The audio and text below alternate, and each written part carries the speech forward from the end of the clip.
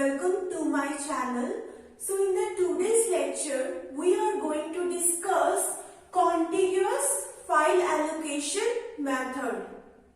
Okay, let's suppose I am typing some document in MS Word file. Okay, I am typing some document in MS Word file and I am saving it with name a.docs. Okay, I am saving this document.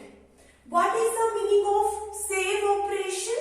Save operation means your document is going to be permanently saved in the hard disk. Okay, even if any power failure is coming, still your document is going to be existing. Okay, so the question is how to save this file in the hard disk. Okay, what I have done, I have divided my hard disk into blocks. Okay, I have divided my hard disk into several blocks like this. And I have also divided my file into various blocks. Okay, I have to save my files into hard disk blocks. So I also have divided my file into various blocks. Okay, so what your contiguous file allocation says, when you are saving this file, your complete file is going to be stored in hard disk in a contiguous manner. Okay, let's suppose your file is divided into 3 blocks. Okay, so your file is going to be stored in a contiguous manner. Okay, your file will be provided contiguous blocks like this way. Okay, your A file is stored in these 3 blocks and all these 3 blocks are contiguous. Okay, so this is actually the contiguous allocation. Your complete file is going to be allocated contiguous space in the hard disk. Okay, so this is the concept that how we can store our file in the hard disk. But the question is, we have many number of files stored in the hard disk. Let's suppose your file B is allocated first 3 blocks of hard disk. Okay, so now what I want to do, I want to open a.docs file. Okay, I am giving open command to open a.docs file. So what happened? I have to fetch this file from hard disk. I have to load this A file into main memory. Then your CPU is going to execute this A file. But there are many number of files present in the hard disk. How we will get the location of A file? How we will get to know that in which blocks your A file is stored? Okay, so for that we are using one data structure. Okay, we are making one table.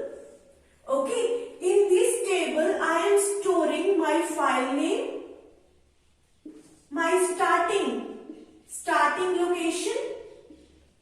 Okay, and what is the length of your file. What I am going to do, I am storing in this table the details of all of your files, so that if user is requesting for some file, I can provide that file to the user. Like my file name A. What is the starting block of this file A? 4. And how many blocks your A file has occupied? It has occupied 3 blocks like this. Okay, next I have file B. What is the starting block of this file? 1. And how many blocks your file B has occupied? 3 blocks. Okay.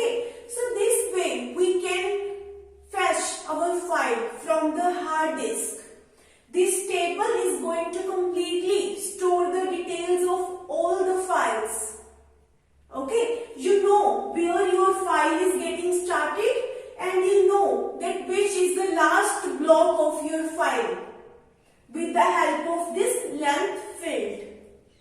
Okay, what you can do? 4 plus 3 minus 1, 6.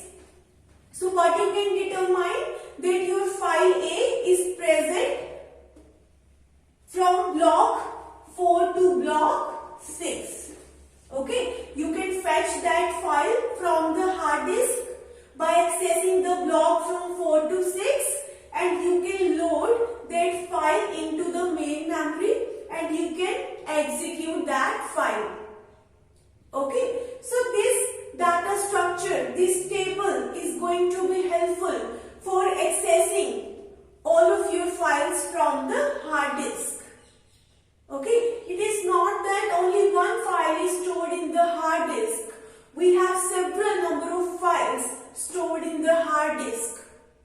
Even when we're studying the memory management, we discussed we had a page table. Okay, we used page table data structure to know that which page is present at which memory location of main memory. Okay, so similarly we are taking help of this table. With the help of this table we can get the access of each and every file from the hard disk. Okay, so this is a contiguous allocation.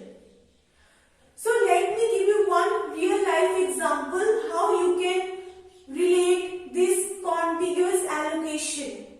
Let's suppose you are studying some topic, you are learning some topic, and there are 5 lines of that topic. Okay, you have to learn 5 lines of that topic.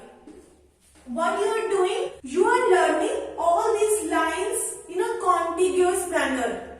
Okay, you are learning all these 5 lines of your topic in a continuous manner.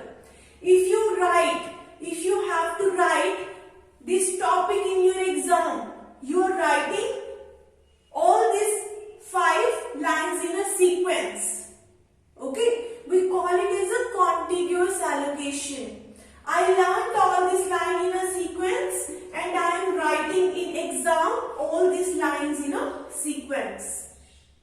Okay, so what is the meaning of contiguous? Contiguous means in a one particular sequence.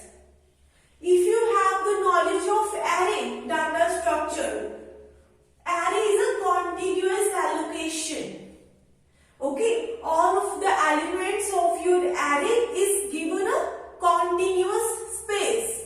It is not that some element of your array is stored at some location and one element of your array is stored at different location.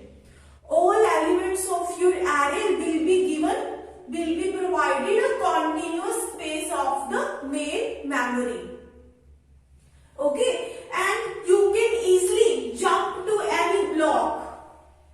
Okay, you have given continuous space to your file A, and at any time you can jump to any block. Okay, you can jump to any block you want, because all these 3 blocks are in a contiguous manner. What you can do? You know the starting address of this block. You add the length of this block to the starting address of the block. Then you can go to this 5th block. Okay, you add the length of this block to the starting address of this block. Then you can go to the 6th block directly. Okay, so we can go to any block anytime you want, because all of the blocks are continuous. Okay, so I hope that you are clear with contiguous file allocation method. In the next video, we will be discussing the linked list allocation method. Okay, if you like my video, please like, share and subscribe my channel.